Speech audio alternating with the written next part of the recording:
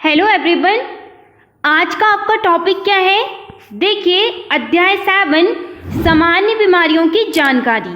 ठीक है, तो देखिए इसके पहले की जितने आपके 6 चैप्टर है, 6 चैप्टर की हमने सारी की जो वीडियो है वो अपलोड कर दिए हैं। आप लोगों ने अगर ना देखे हो तो आप चैनल पर जाकर प्लेलिस्ट ओपन करने के बाद आप प्लेलिस्ट में सारे जो चैप्टर वाइज और जो आपके सिलेबस के अकॉर्डिंग जो वीडियो डले हैं आप उन्हें पहले देख लीजिए।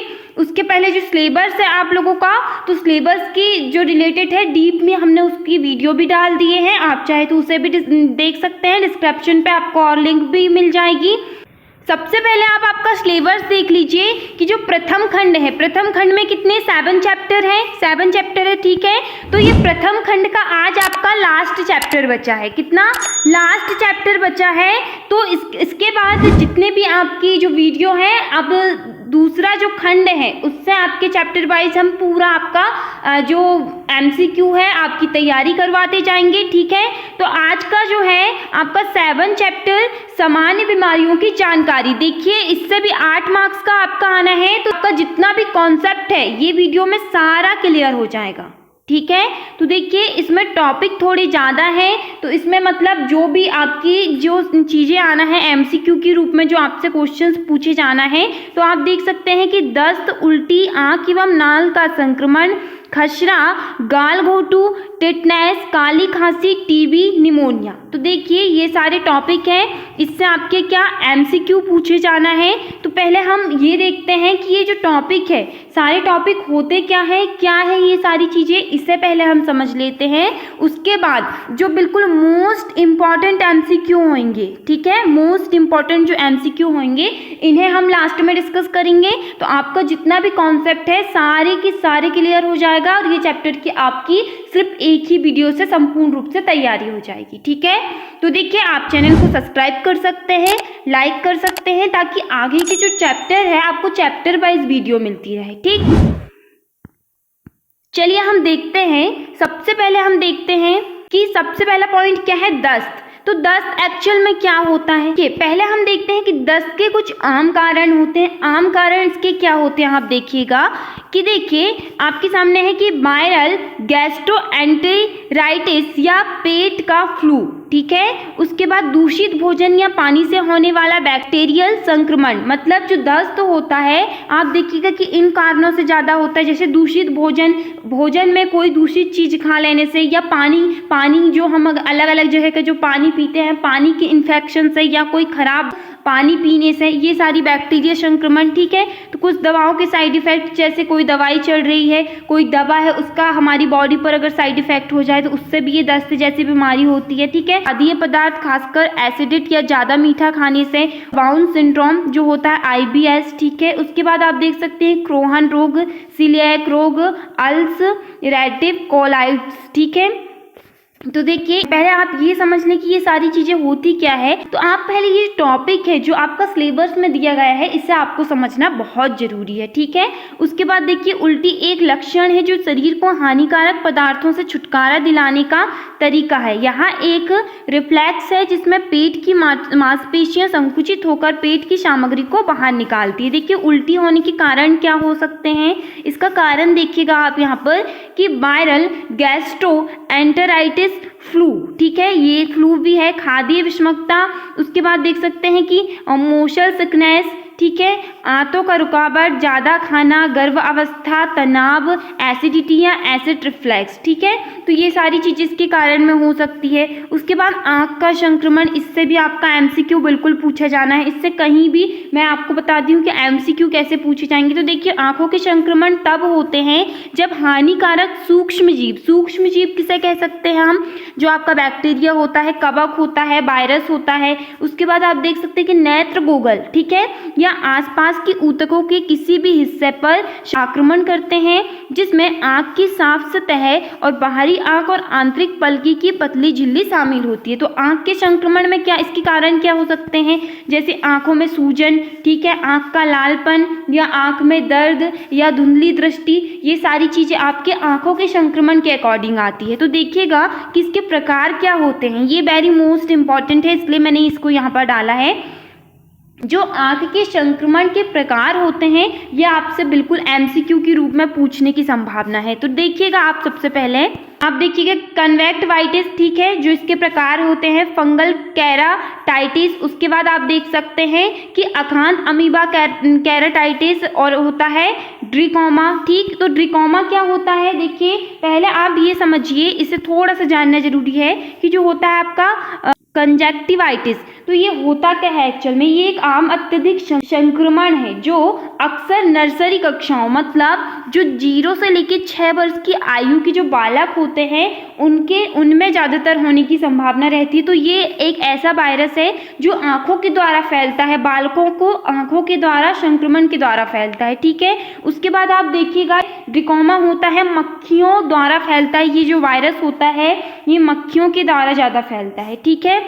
और जो होता है आपका एंडोफ्थाइलेमाइटिस, ये आपका एक बैक्टीरिया होता है, ठीक है। तो ये सारी चीज़ें आपसे एमसीक्यू के रूप में पूछने की पूरी संभावना है। आप चाहे तो इसे स्क्रीनशॉट ले सकते हैं और इनके नाम को याद कर सकते हैं, ठीक है। उसके बाद आप देखिएगा खसरा, जो कि आपके सिलेबस का है पॉइंट। खसरा, देखिए खसरा एक वायरस की वजह से होता है। किसकी वजह से होता है, वायरस की वजह से। यह संक्रमण बीमारी है, खसरे से संक्रमित व्यक्ति में के संपर्क में आने या हवा में मौजूद बूंदों के जरिए यहाँ फैलता है। खसरे के लक्षण दिखने में आमतौर पर 7 से 14 दिन लगते हैं। देखिए आप यहाँ पर देख सकते हैं ये इमेज में कि इसमें क्या होता है, इसके लक्षण क्या है, तेज बुखार, नाक बहना, ज़्यादा खांसी आना, शरीर लाल दाने, ये जो आप दाने देख सकते हैं, गालों पर सफ़ेद धब्बे, वहीं पर आंखें लाल होना या आंख से पानी आना, ये सारी चीज़ें इसके लक्षण होते हैं, ठीक है। तो आप इसका भी स्क्रीनशॉट ले सकते हैं ताकि आप इन्हें याद रख सकें। एग्जाम में एमसीक्यू के रूप में आपसे बिल्कुल ये चैप्टर से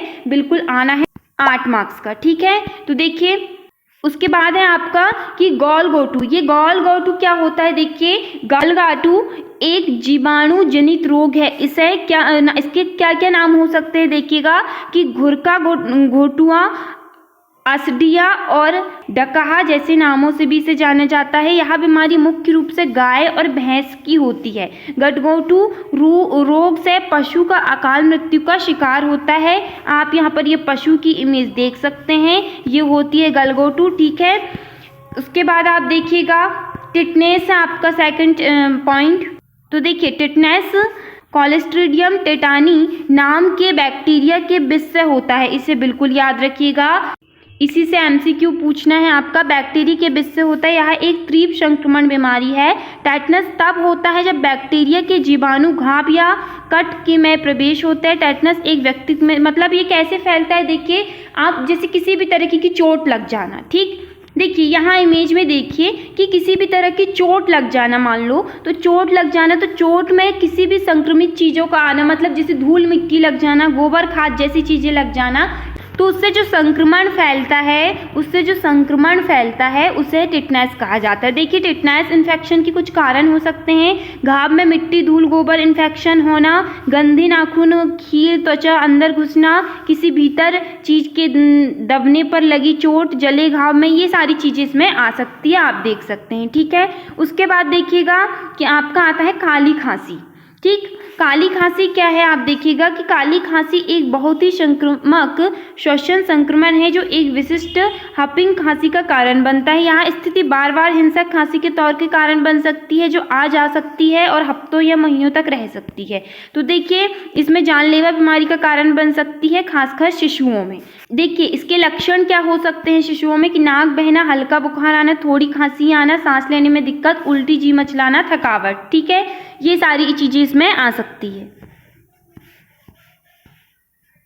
उसके बाद आप देखिए कि टीबी जो रोग होता है ये क्या होता है, टीबी यानी ट्यूबरकुलोसिस माइक्रोबैक्टीरियम ट्यूबरकुलोसिस नाम के बैक्टीरिया की वजह से होता है। यह बैक्टीरिया हवा के जरिए एक व्यक्ति से दूसरे व्यक्ति में फैलता है। टीबी के बैक्टीरिया फेफड़ों या गले में होने वाले खांसने, बोलने या गति के समय हवा से फैलते हैं, ठीक है। तो ये चीज़ें है इसमें, आप देख सकते हैं कि इसके लक्षण क्या है, लंबे समय तक सूखी खांसी आना, खांसी के साथ ये सारी चीज़ें, भूख कम लगना, रात में हल्का बुखार, थकान, शरीर सांस लेने में दिक्कत, ठीक है। ये टीबी के लक्षण होते हैं, ठीक है। देखिए आपका थोड़ा जो हम इसमें कॉन्सेप्ट आपका जो क्लियर कर रहे हैं, मतलब डीप में आपको इसलिए बता रहे हैं क्योंकि इससे क्या होगा कि आपको एग्ज़ाम की तैयारी कर रहे हैं, ठीक है। तो एग्ज़ाम में आप जो भी चैप्टर पढ़ रहे हैं तो वो चैप्टर से आपका जैसे 8 मार्क्स का आना है तो 8 में से 7 मार्क्स लाने का प्रयास कीजिएगा, क्योंकि सारा चैप्टर ही आपसे क्लियर हो रहा है, ठीक है। अब आपका लास्ट है निमोनिया। देखिएगा, निमोनिया विभिन्न माइक्रोबैक्टीरिया के कारण होता है, जिसमें बैक्टीरिया, वायरस, माइक्रोबैक्टीरिया, परजीवी शामिल होते हैं। माइक्रोबैक्टीरिया, फंगल या परजीवी निमोनिया के मुकाबले बैक्टीरिया और वायरस निमोनिया बहुत अधिक पाए जाते हैं। आपकी इमेज में देख सकते हैं, ठीक है। तो ये रहे आपके जो टॉपिक। अब हम इससे रिलेटेड बिल्कुल मोस्ट इंपॉर्टेंट MCQ के बारे में यहाँ पर डिस्कस करेंगे। इसके पहले अगर आपने वीडियो को सब्सक्राइब नहीं किया है, वीडियो को लाइक नहीं किया है, तो आप चैनल को सब्सक्राइब कर सकते हैं, हमसे जुड़ सकते हैं, ताकि आपकी ऐसी ही महिला पर्यवेक्षक की तैयारी होती रहे, ठीक है। तो देखिए आपके सामने यहाँ पर फर्स्ट क्वेश्चन, देखिए सारे क्वेश्चंस बिल्कुल मोस्ट इंपॉर्टेंट है, रिलेटेड क्वेश्चंस हैं जो आपके एग्जाम में आने की संभावनाएं पूरी है, ठीक है। तो फर्स्ट है आपके सामने, निम्नलिखित में से कौन सा मलेरिया का रोग वाहक है, बताइए। मलेरिया का जो रोग वाहक है, ऑप्शन नंबर 2, ठीक है। ऑप्शन नंबर 2 एनोफिलीज मच्छर, ठीक है। ये जो होता है मलेरिया का रोग वाहक होता है, ठीक है। इसमें आप देख सकते हैं कि मलेरिया एक मच्छर जनित बीमारी है जो संक्रमित मादा एनोफिलीज मच्छर द्वारा फैलती है, ठीक। नेक्स्ट क्वेश्चन है आपके सामने, देखिएगा, निम्नलिखित में से कौन सा साल्मोनेला संक्रमण का लक्षण नहीं है पूछा गया है, तो आपका ही है उल्टी, ठीक है। Option number C right answer हो जाएगा। देखिए ये क्वेश्चन बिल्कुल इंपॉर्टेंट है, ये क्वेश्चंस आने की बिल्कुल संभावना है, ऐसे क्वेश्चंस आपसे, और खासकर ये चैप्टर में ऐसे क्वेश्चंस आपसे बिल्कुल पूछे जाएंगे। देखिए कॉलम A में दिए गए बिंदुओं का कॉलम B में दिए गए बिंदुओं से आपको प्लान करना है कि क्या सही है। तो ये कॉलम A कॉलम B आप देख सकते हैं, आप यहाँ देख लीजिए। उसके बाद आपके सामने ऑप्शंस दिए गए हैं, तो आपका देखिए राइट आंसर हो जाएगा ऑप्शन नंबर 2, ऑप्शन नंबर 2। अब देखिए यहाँ बता रहा है कि फर्स्ट का होगा आपका D, जो कि है प्लाज्मोडियम जीनस, ठीक है। उसके बाद आप देख सकते हैं सेकंड का क्या होगा, क्या होगा C, जो है आपका रोटा वायरस, ठीक है। उसके बाद टाइफाइड क्या है, तो टाइफाइड आपका है ऑप्शन नंबर B साल्मोनेला, और D जो आपका हैजा है वाइब्रियो, ठीक है। तो मलेरिया हो गया आपका प्लाज्मोडियम जीनस। उसके बाद जो आपका दस्त है वो हो गया आपका रोटा वायरस, ठीक है। तो ये क्वेश्चंस आने की बिल्कुल संभावना है, ऐसे क्वेश्चंस को आप ज़्यादा ध्यान में रखिएगा, ठीक है। इसके बाद नेक्स्ट क्वेश्चन है कि इटाई रोग किसके कारण होता है, या भाई इटाई रोग क्या होता है। देखिएगा ये होता है आपका cadmium, option number 2 right answer हो जाएगा। अब देखिए कि कैडमियम क्या है, देखिएगा ऐसे है कि इटाई रोग कैडमियम जो कि है CD, इसे CD कहा जाता है, कि कारण से होता है। इसे पहली बार 1960 के दशक में जापान में पहचाना गया था। अब इसका मतलब क्या होता है इसमें, तो आप देख सकते हैं कि हड्डी के गंभीर दर्द के साथ इटाई रोग एक लक्षण है, ठीक है। नेक्स्ट क्वेश्चन देखिए, पेशेंस बनाते हुए चलना है, वीडियो को स्किप नहीं करना है, क्योंकि वीडियो को पूरा देखेंगे तब आपको समझ में आएगा। और चैप्टर से रिलेटेड जितनी भी आपको कोई प्रॉब्लम हो या कोई क्वेश्चंस आप पूछना चाहते हैं, या महिला पर्यवेक्षक से रिलेटेड आप कोई क्वेश्चंस पूछना चाहते हैं, तो आप बिल्कुल कमेंट्स में हमसे पूछ सकते हैं, ठीक है। और चैनल को आप सब्सक्राइब करते हुए चलिए। नेक्स्ट है कि डेंगू किसके कारण होता है, बताइए डेंगू किसके कारण होता है, तो वो होता है आपका विषाणु, ऑप्शन नंबर 2 राइट आंसर, ठीक है।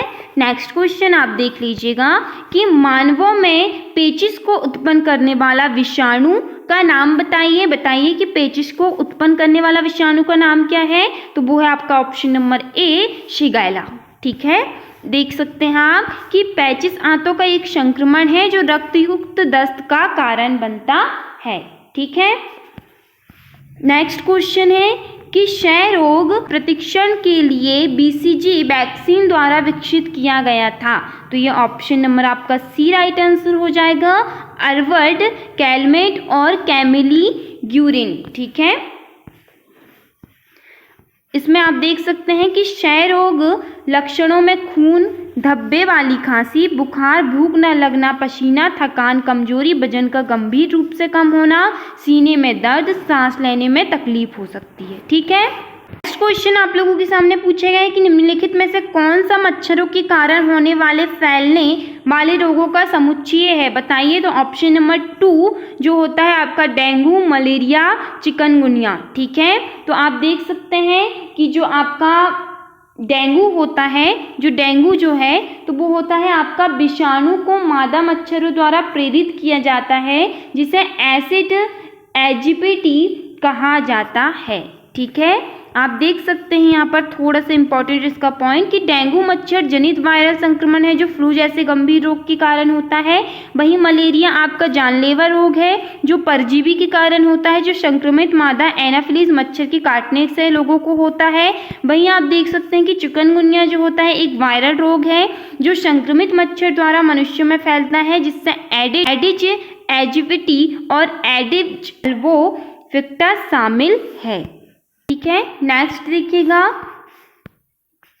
नेक्स्ट पूछा गया है कि पूर्व स्कूली शिक्षा में बाल स्वास्थ्य के संबंध में अध्ययन समूह की प्राथमिक सिफारिश क्या है, बताइए क्या है। तो यहाँ पर आप देख सकते हैं ऑप्शन नंबर 2 बाल मृत्यु दर को कम करने के लिए समय समय पर स्वास्थ्य देखभाल। ठीक, नेक्स्ट क्वेश्चन देख लीजिए।